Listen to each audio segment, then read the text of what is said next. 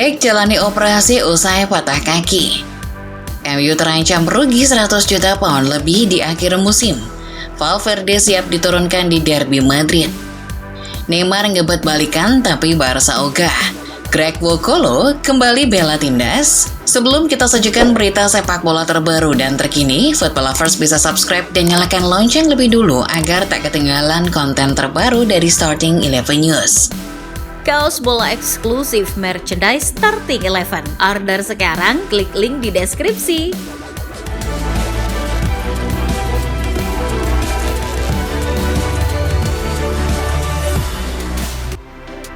Lanjutan pertandingan Serie A pekan ke-27, Juventus menang 2-0 atas Hellas Verona.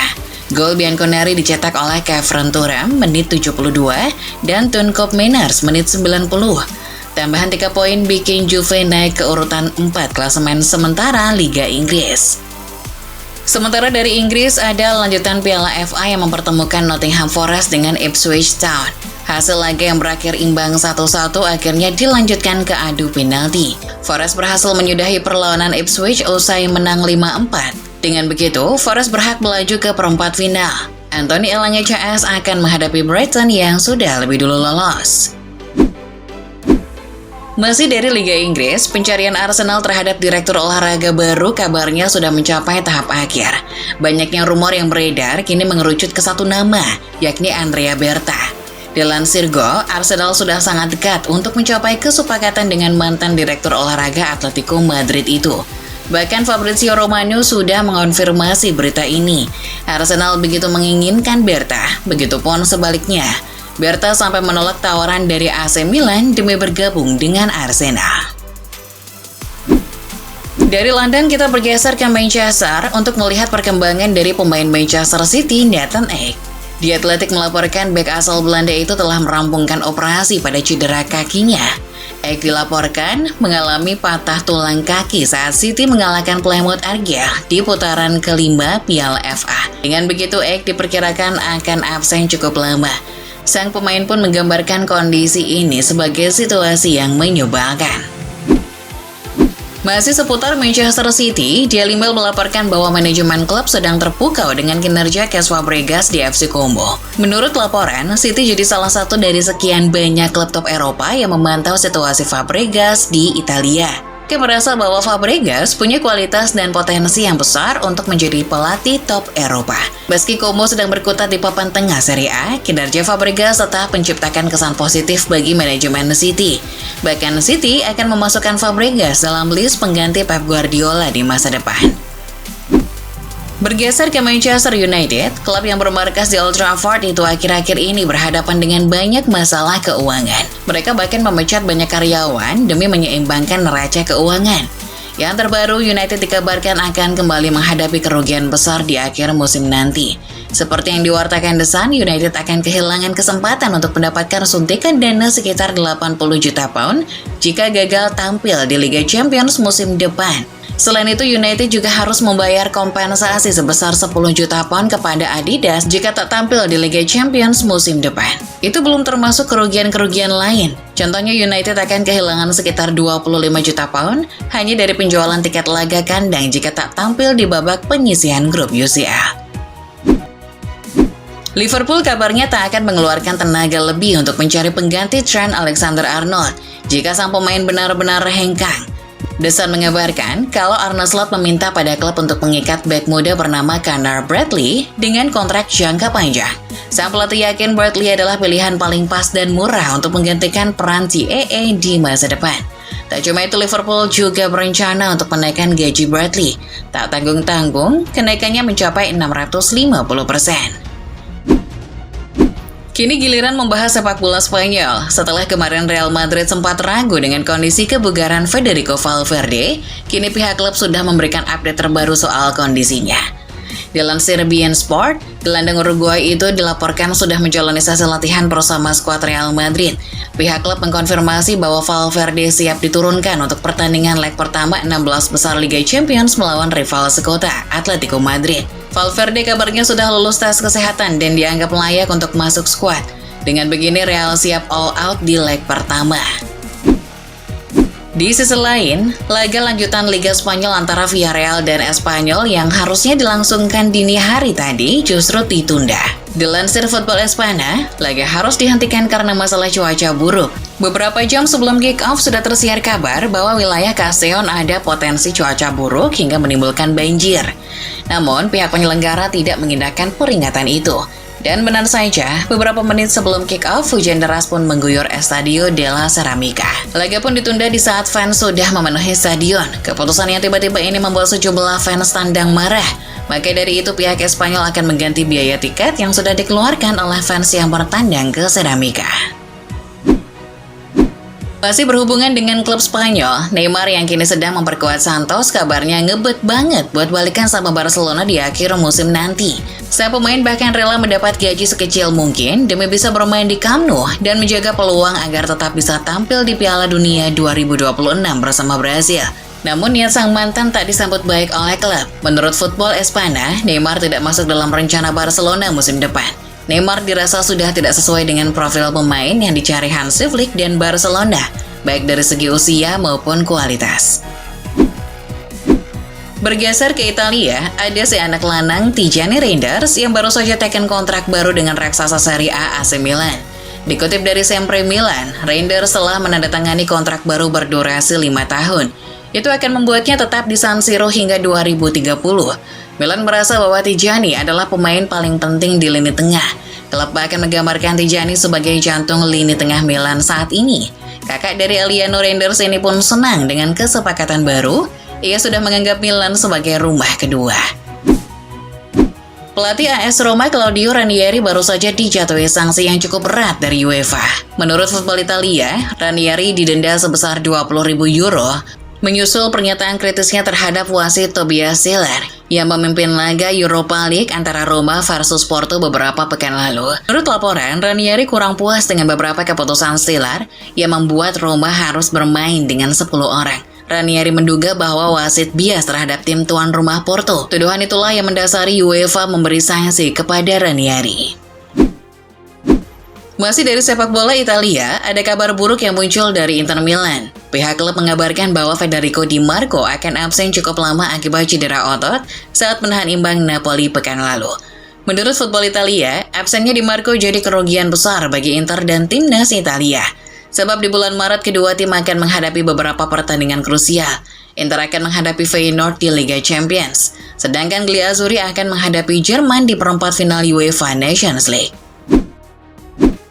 Setelah berkeliling Eropa, kita akan kembali ke Asia untuk membahas Tour ASEAN yang akan dilangsungkan oleh Manchester United musim panas tahun ini. Dilansir CNN Indonesia, United dilaporkan akan kembali menjalani uji coba pramusim di kawasan Asia. Kali ini giliran Malaysia menjadi venue untuk pertandingan MU. Nah, di Malaysia nanti, United akan menghadapi ASEAN All-Stars. Rumornya yang akan melatih tim All-Stars itu adalah Sintayong. Peluang STY melatih ASEAN All-Stars sangat terbuka. Sebab pelatih asal Korea Selatan itu sedang menganggur setelah dipecat dari timnas Indonesia. Sementara dari Indonesia ada berita hangat tentang Greg Wokolo yang kabarnya dipanggil lagi ke timnas Indonesia untuk lanjutan kualifikasi Piala Dunia 2026 Maret nanti. Dilansir suara.com, Greg Wokolo mengaku bahwa dirinya mendapatkan panggilan lagi dari timnas Indonesia. Hal tersebut diungkapkan via akun Instagramnya. Sangat bahagia bisa dipanggil lagi untuk perkuat timnas buat World Cup Qualification. Ayo Garuda, kita kasih yang terbaik, tulis Greg. Kendati demikian, apa yang diungkapkan Greg bak candaan semata, sebab usianya sudah 39 tahun dan sudah lama tak bermain secara profesional. Banyak netizen yang justru mengira bahwa Greg sedang pamer jersey baru aja. Dari kabar pemain Upward Indonesia, Jay Itzes dikabarkan telah menarik perhatian klub Serie A lain.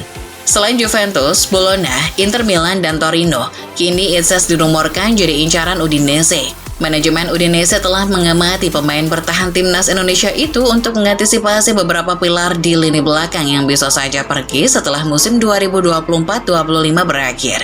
Udinese merasa baik dari segi karakteristik teknis maupun biaya. Itzes sangat pas dengan kebutuhan tim.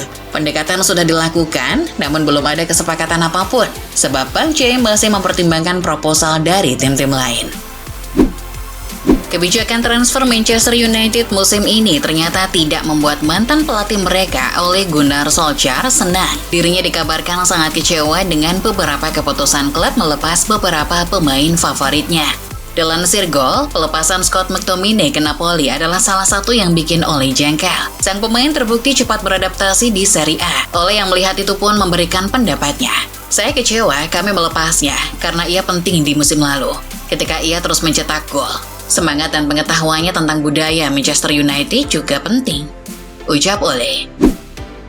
Masih tentang Manchester United, performa buruk tim akhir-akhir ini menimbulkan berbagai komentar. Salah satunya dari Wayne Rooney yang kini sedang menjalani profesi sebagai pandit. Dilansir ESPN, Rooney menyebut Ruben Amorim sebagai sosok yang naif lantaran masih berambisi untuk menjuarai Liga Inggris. Dengan kondisi tim yang tidak stabil, Rooney merasa bahwa Ruben harus lebih realistis. Ruben yang mendengar itu pun memberikan respon ketus. Sang pelatih mengatakan bahwa akan selalu lebih mudah jika berbicara dari tempat yang aman di studio televisi sebagai pandit. Sementara itu, Newcastle United kabarnya tak puas dengan keputusan wasit di pertandingan melawan Brighton semalam. Dalam pertandingan itu, salah satu pilar utama The Magpies, Anthony Gordon, diganjar kartu merah langsung pada menit 83. Menurut Goal, Eddie Howe telah memastikan bahwa tidak ada tindakan kesengajaan dalam insiden dengan Jean-Paul Van Heck. Maka dari itu, pihak klub akan mengajukan banding agar kartu merah Gordon dicabut. Upaya ini dilakukan agar Gordon tetap bisa dimainkan di final Piala Carabao melawan Liverpool 16 Maret nanti. Masih seputar sepak bola Inggris, tapi kali ini berita datang dari mantan pemain Premier League Saido Berahino. Setelah tanpa klub sejak November lalu, pemain yang pernah menghadapi timnas Indonesia itu akhirnya menemukan klub baru. Lansir Daily Mail, ex-pemain Stoke City dan West Brom itu telah bergabung dengan klub kasta kedua Slovenia, Tabor Cezana. Di Slovenia, Berahino hanya dikontrak hingga akhir Juni 2025. Dengan begitu, ini jadi klub 11 Berahino selama karirnya. Kalau udah susah cari klub, bisa kali main di Indonesia, Bang? Sementara dari Spanyol, ada Barcelona yang dikabarkan bisa saja mendapat suntikan dana apabila Sporting CP memutuskan untuk menjual Trincao. Loh, kok bisa? Barca bisa saja mendapat untung besar karena memasang klausul bagi hasil penjualan dengan persentase yang cukup tinggi yakni 50%. Sporting dikabarkan terbuka untuk menjual sang pemain pada akhir musim nanti. Itu setelah upaya perpanjangan kontrak tak kunjung menuai hasil. Sejauh ini, duo Manchester jadi yang terdepan mendapatkannya. Kabarnya Sporting mematok harga Trincao di angka 100 juta pound. Jika angka itu dipenuhi oleh klub peminat, maka Barca akan mendapat 50 juta pound secara cuma-cuma. Belum beranjak dari La Liga, ada Anthony yang kembali jadi sorotan di Real Betis. Performanya yang terus membaik membuat Ruben Amorim terus digempur pertanyaan. Mengapa Anthony bisa bermain apik di La Liga? Mengutip dari Tribal Football, Amorim pun punya jawabannya. Ruben merasa ada banyak faktor yang bisa mempengaruhi performa Anthony, tapi spekulasinya adalah tidak jauh-jauh dari kekuatan fisiknya. Di Inggris, sepak bolanya sangat mengandalkan kemampuan fisik, sedangkan La Liga tidak. Dari Spanyol, kita bergeser ke Italia. Goal mengabarkan kalau bek Bologna, Sam Bukema, telah menjadi komoditas panas akhir-akhir ini. Beberapa klub top Eropa bahkan mulai memantau sang pemain di Italia, tak terkecuali Chelsea. Menurut laporan, mereka bahkan sudah mengirimkan tim scouting ke Italia untuk menonton pertandingan Bologna melawan AC Milan kemarin. Chelsea berharap bisa mendatangkan Bukema untuk memperbaiki kualitas lini belakang musim depan. Namun The Blues tak sendirian. Juventus, Inter Milan, dan Atletico Madrid kabarnya juga memantau pemain asal Belanda itu. Kabar baik datang dari Como, Italia. Setelah 735 hari tak pernah masuk skuad utama, ex-bintang Tottenham Dele Alli akhirnya terlihat lagi dalam daftar susunan pemain. Kali ini ia terlihat berada di bangku cadangan tim barunya, Como FC. Dilansir Goal, sayangnya Cesc Fabregas tidak memberikan kesempatan bermain pada Dele. Meski begitu, ini tetap jadi sebuah kemajuan yang patut dirayakan. Sebab, terakhir kali Dele masuk skuad adalah pada Februari 2023 saat masih bersama Besiktas. Setelah itu, ia selalu berkutat pada cedera dan penyakit mentalnya. Jelang jeda internasional pada akhir Maret nanti, legenda tim nasional Indonesia, Haris Yulianto, berbagi tips untuk para penggawa skuad Garuda. Dilansir Super Bowl, Haris Yulianto menaruh perhatian cukup besar terhadap laga timnas Indonesia melawan Bahrain dalam lanjutan kualifikasi Piala Dunia 2026. Bahrain bukan tim yang asing lagi bagi sosok Haris Yulianto. Pada 2007 silam ia bersama Bambang Pamungkas dan kawan-kawan pernah mengalahkan mereka. Dengan bekal itu Yulianto berusaha memberikan tips jitu untuk menumbangkan Bahrain. Pemain diharapkan bisa segera beradaptasi dengan kepemimpinan Patrick Kluivert. Selain itu, fokus juga penting. Pemain Indonesia harus fokus pada skema dan permainan tim. Jangan terperdaya gaya bermain Bahrain, apalagi terpancing drama pemainnya. Masih dari timnas Indonesia, Erick Thohir menjelaskan bahwa Emil Audi Romulyadi, Dean James, dan Joy Pelupesi masih harus menempuh proses yang cukup panjang sebelum dapat melaksanakan sumpah sebagai WNI. Namun pihak PSSI dan pemerintah terus berusaha agar prosesnya rampung secepat mungkin. Mengutip dari cuitan update Skor Bola, sidang DPR RI tentang pembahasan naturalisasi ketiga pemain itu akan dijadwalkan minggu ini. Sebab target PSSI ketiga pemain itu sudah bisa dimainkan di matchday Maret ini.